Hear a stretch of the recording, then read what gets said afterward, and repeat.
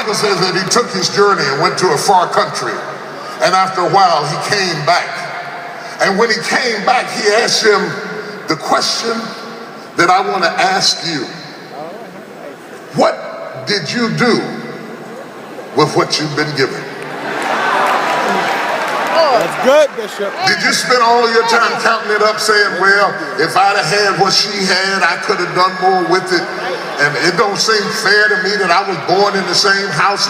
I don't have what my sister has.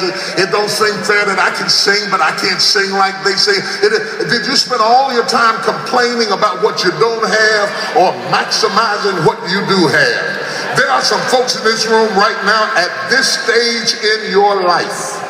You don't have time to waste another year playing dumb games, worrying about what people think, worrying about your circumstance, worrying about what he says, what she say, what they say. You got to make the second half the best half of your life. Yes, Lord.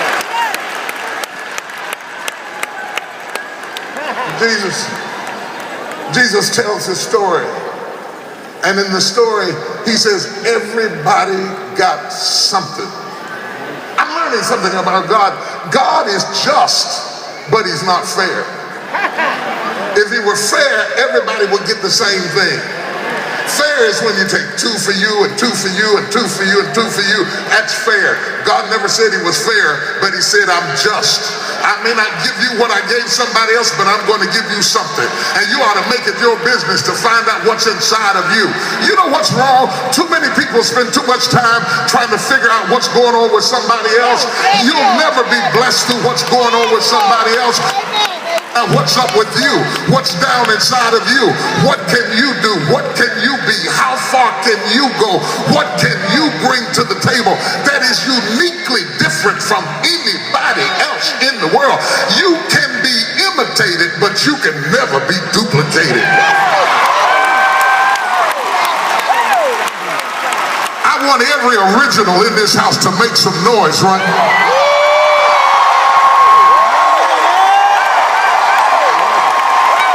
Run over to somebody and look at an original right now. I'm a masterpiece. I'm not a copy. I'm not a synthetic. I'm not human made. A lot of people say they made you who you are, but every one of them is a liar. Nobody could make you who you are. You are made by God, created in Christ Jesus. All kind of treasure down in you that hadn't even been touched yet. So what makes one person reach their purpose and their potential and excel and do whatever they were created to do? And you don't have to be famous to be great, and you don't have to be great to be famous. You got to understand the goal is not to be famous. The goal is to discover the treasure you got inside of yourself and what God put inside of you and how you can use it within the space of time. Tick, tick, tock, tick, tock, tick, tock. Tick, tock, tick, tock, tick. Within the space of time you got left. Nudge somebody and say, I'm running out of time. And that's why I don't have time to play dumb games. That's why I don't have time to worry about what people think. That's why I have changed my motto, changed my image, changed my style. That's why I'm not going to call you and ask you, did you say what I heard that you said? When I heard you, I don't have time to trace down rumors, lies, and allegations. I have to maximize the time I have left. I have to discover what's inside of me and bring it to issue.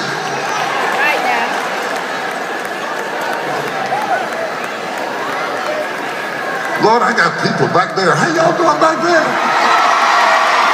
I didn't even know y'all was back there. Make some noise back there. Touch your neighbor and say, I got something to work with. I can't use anything that I used to have.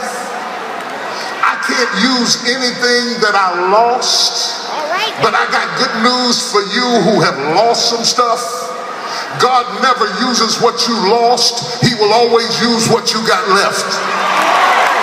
So stop chasing down what got away. Stop trying to make people come back who walked away.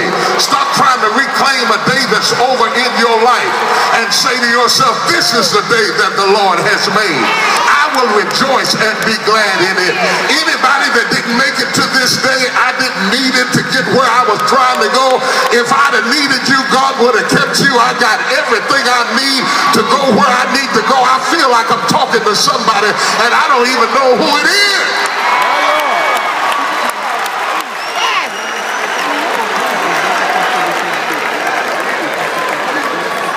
So everybody did something with what they had. The guy who had 5 talents took them and turned it into 10. 10. The guy who had 2 talents took it and turned it into 4. He turned it into 4 with hallelujah. Guy with 10 talents looks at the guy with 4 talents and said, how can you shout when you only got 4 talents and I took mine and turned it into 10? He said, I may not have as much as you have, but I was 100% of where I started with. I want to tell you one thing, you may not have what somebody else has, but you need to work that thing on your level. Hit your neighbor and say, work that thing. Every morning you get up, you need to work what God has given you, not cry over what got away. You need to work with the day you got and not the day that's gone. With the people who love you and not the people who hate you. With the people who are with you and not the people who are against you. If you spend all your time trying to look backwards, you won't maximize where you are right now. But I came to tell you something that God told me at the beginning of this year. He told me 2013 is a year of opportunity. And I want to tell you this is your year of opportunity. And you can sit down and cry in spilled milk. You can worry about what happened last year. You can worry about what happened last month, last week. Or you can say, you know what? I'm already halfway through the year. I don't have time to play games. I got to work that thing. Touch 3 people and say, work that thing. Whatever he gave you, whatever he put inside you, whatever you have in your heart, your dream, your goal, your passion, your prayer life, whatever it is, you got to work that thing. You can't wish it, you got to work it. You can't hope for it, you got to work it. You can't get angry about it, you got to work that thing. Ain't nobody going to work it for you, you got to work that thing for yourself. I wish I had 1,000 radical people in this place right now.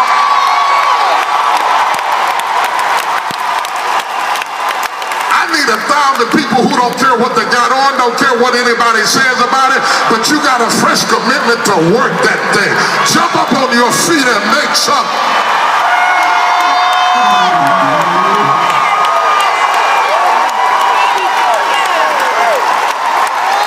I can't hear y'all. Y'all don't act like you're serious about it.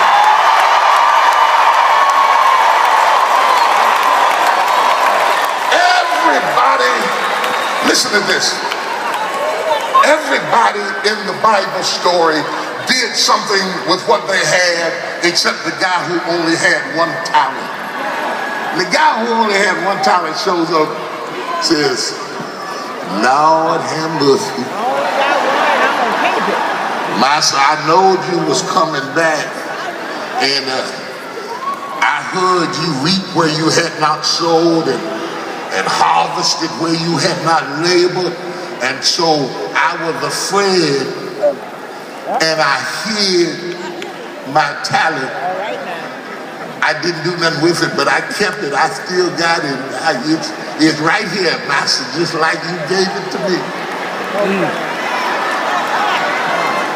You know what's crazy about this guy? He buried his talent and exposed his fear.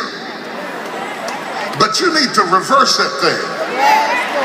What you really ought to do is bury your fear and expose your talent. Who am I talking to tonight?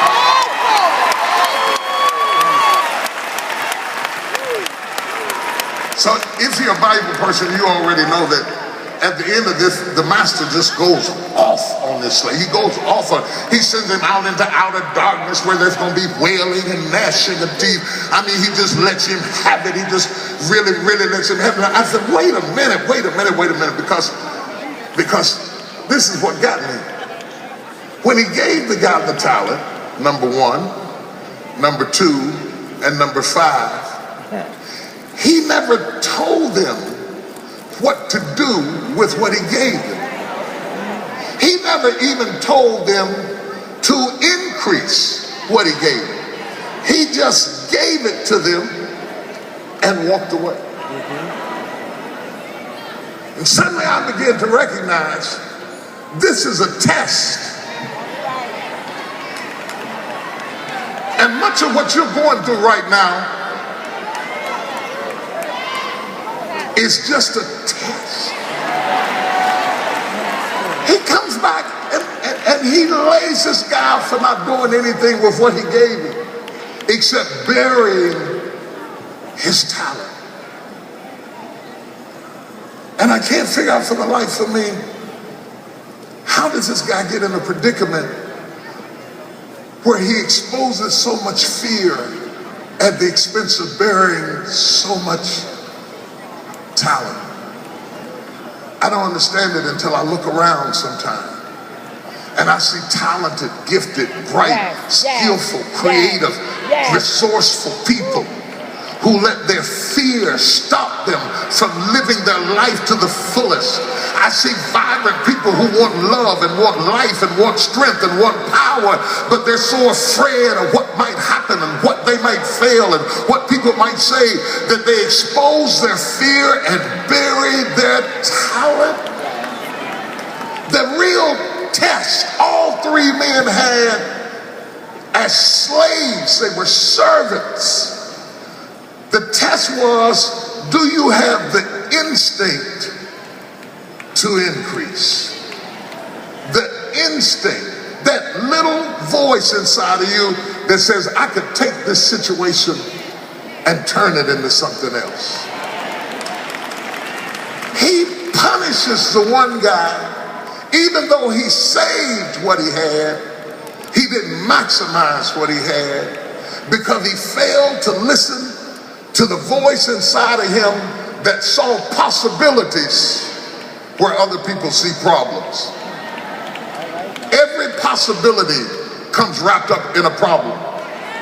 Every opportunity comes wrapped up in opposition. I just dropped by from Dallas, Texas to tell you that opposition that you're facing right now has got an opportunity down inside of it. And if you can tear past the opposition, God will give you houses that you didn't build, vineyards that you didn't grow. He said, I set before you an open door. And the reason you don't have to worry about people is that when God opens up a door for you, no man can shut the door. I know there's got to be at least 50 people in this room that God opened up a door for you that when other people were trying to shut it down, they couldn't shut it down because it was your door, it was your time, it was your season, it was your moment, it was your day. You waited on it, you prayed for it, you asked for it, then God opened up the door and you walked right into that door. Somebody ought to take a step into their destiny. When the door opens, you can't stand there and worry about what's going on around you, how many times you failed before, what your neighbor said about you, what your ex-husband is going to think about you. When God opens up a door and gives you a second chance, you got to be old enough, smart enough, quick enough, bright enough, fiery enough to lift up your foot and step into the door. Before I go back to Texas, I want to tell you that everywhere your feet trod, God's going to give it to you. Somebody take a step of faith. You got 7 months left to step out of the bag and step out of your comfort zone and step out of your pity party and step flat-footed into your destiny. This is the time for you to seize it and do what God has given you. This is not a message for the fearful, it's a message for the gifted. And I want every gifted person, every blessed person, every talented person, every person who's got a gift that you could use to another level to stand on your feet and make some crazy noise.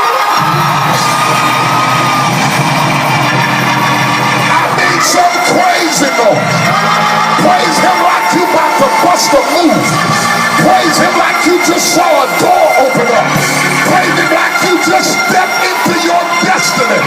Praise him like you are God's child and you don't care what anybody says. Praise him like this is the day that the Lord. Oh, I got to go. I'm out of time. I got to leave. I got to go. Can I tell you one more thing?